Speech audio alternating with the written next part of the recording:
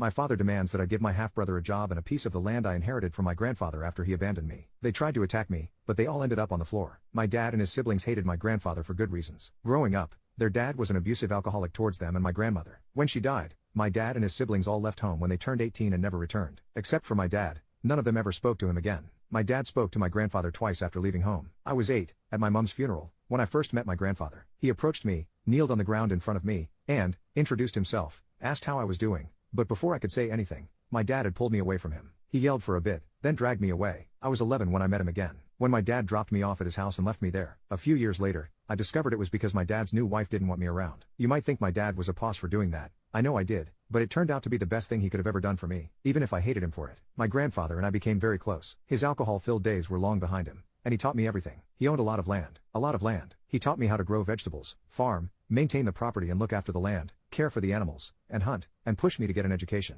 I was happiest when he and I were working the land together. During all that time out on the land, working on one project or another, he told me of his life and what he had done to his family. He didn't make excuses, didn't try to reason away his behavior. He told me of all the hurt and pain he caused. When I asked why he didn't try reconciling with his children, he said they can't forget what he put them through. He understood that and accepted it. I was 26 when he died. I called my dad to let him know. I had to tell him who I was. He didn't stay on the line long, told me to take care of the funeral, then hung up. Knowing what I knew of his childhood, I didn't blame him, but he didn't even ask how I was. The resentment I already had for him grew. After the funeral, a young woman introduced herself to me at the wake. She was my cousin. I knew my dad had siblings, but that's all I knew. I had never met them, didn't know anything about them. So I didn't call any of them to let them know about my grandfather. I asked how she knew, and she told me my dad had called her mom. She spent a few days in town after the funeral, and we kept in touch after. We became, and still are, really close. A couple of years later, when she said she was moving into town, I gave her an acre of land. She, her husband, and their kids still live there today. My grandfather left me everything. None of my dad and his siblings contested the will. My cousin told me her mom didn't want anything, not 1 cent, from her father. I guess the rest of them felt that way because neither I nor my lawyer ever heard anything from them. Until last week, my dad called me. His son needs a new start. Apparently he wants to move my way to help with my businesses. I have a few small businesses I run off my property. A working farm where people can stay for a few days to experience farm life. I have a few money-making ventures. Now my half-brother, whom I'd met just one time before I was shipped off to my grandfather, all of a sudden wants to help me. I have all the help I need.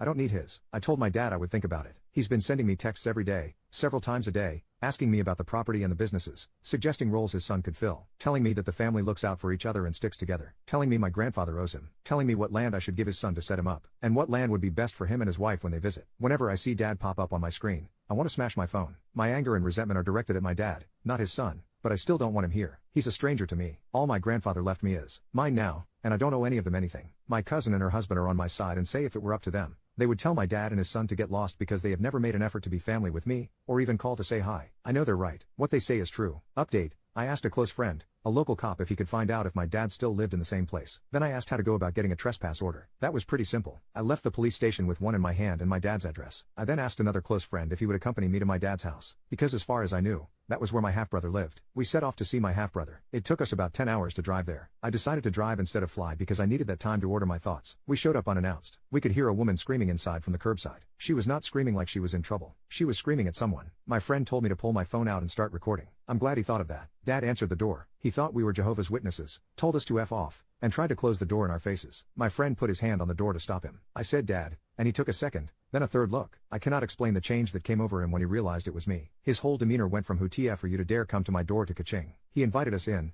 then ran out of sight. The yelling stopped quickly, and he returned with his wife a minute later. She was all smiles. Big smiles with a big welcoming hug. The smile made my skin crawl, and the hug made me wish for plenty of soap and hot water. They told us to sit and asked if we wanted anything. Coffee, Pepsi, juice. I wanted water because my mouth and throat were suddenly dry, but we declined their offer of refreshments. We sat for a few minutes, making small talk, and then I asked where my brother was. Dad's wife turned her head and ordered someone standing out of sight to call your brother. I wasn't prepared for more than one brother, and I was not prepared for a sister. My friend could see I was struggling, so he asked questions about my half-brother. What does he do? Does he live close by? Oh, he lives at home? What work experience does he have? Has he worked with beef cows? Dairy cows? Are there any farm animals? Does he have any farm experience at all? What kind of work experience does he have? You see, there was a reason I asked this particular friend to accompany me and a reason he was asking those questions. Less than a half hour later, 2 guys walk in. They were obviously brothers. I did not get good vibes from them at all. The younger one walked around the corner, and we could hear him telling the sister that he was hungry and to make him something to eat, a sandwich for sake. The older one came in and sat next to his mother. He lounged in his seat like it was a throne and he was the king.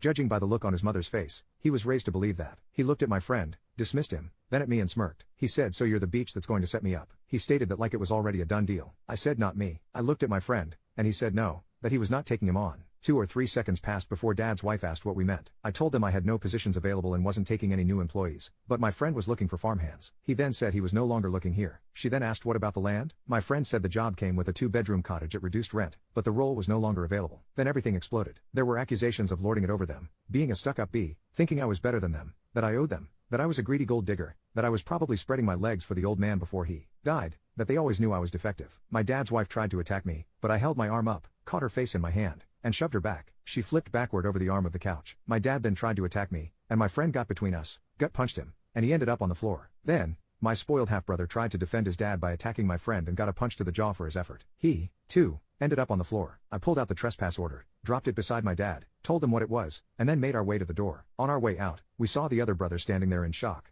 but he barely registered. I was too busy staring at my sister. She was beautiful but had scratches on her face and a swollen lip. We were supposed to drive straight home. That was the plan, but I couldn't leave. I couldn't, and my friend wouldn't leave me there alone. We got a hotel and spent 2 days watching my dad's house. I finally saw my sister leave and followed her to a grocery store. I waited outside for her to come out. She freaked when she saw me. She told me I had to leave and return to my farm and that her brothers were discussing what they would do to me if they got the chance. I said they didn't worry me. I approached her slowly like she was one of the rescues in my stables. I spoke calmly, hands at my sides but in full view, no sudden movements. I spoke to her for several minutes about the property, what we do there, what we offer. I asked if she had a phone, then gave her my number, told her she could call me, text me anytime, day or night, and I'd answer. I backed off then. I told her I'd wait for her call. She texted me on our long drive home and asked if I had any dogs. It's been roughly a week since. She texts me every day, several times a day. She's called me at 2 a.m. last night. We talked for an hour about the dogs, and at the end of the call, she told me she would be 18 in May. She wants to ask if she can come here when she can legally leave her parents. I will pick her up myself on the day of her birthday if that's what she wants.